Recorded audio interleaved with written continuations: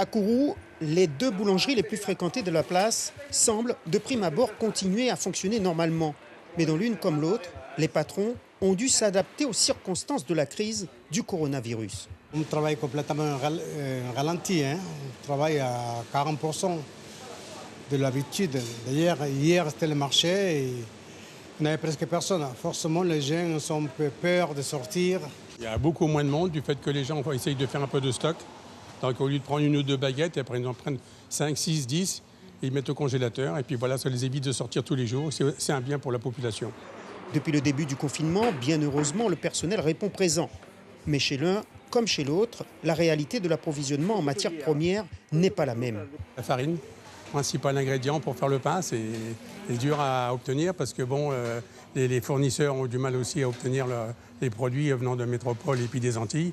Et donc on est vraiment au compte-gouttes, quoi. Nos fournisseurs au niveau des farines et des matières premières en général, il est bien achalandé, on n'a pas de problème à ça. On peut tenir au moins 2-3 mois sans souci. Concernant les horaires, compte tenu de la baisse de fréquentation, les deux établissements se sont adaptés au comportement des clients. Avant, on faisait journée continue. Relativement, entre 13h et 16h, il n'y a personne. Tout le monde dort. On a donc décidé de fermer l'après-midi pour éviter que les gens puissent sortir encore une fois de plus dans la journée. Voilà, comme ça, ils font au moins leur ravitaillement, leur réserve le matin ou une fois tous les 2 jours ou tous 3 jours en fonction d'où ils habitent.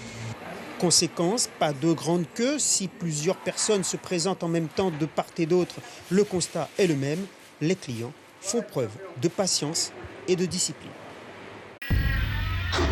Suivez l'info sur Guyana Première, télé, radio et Internet.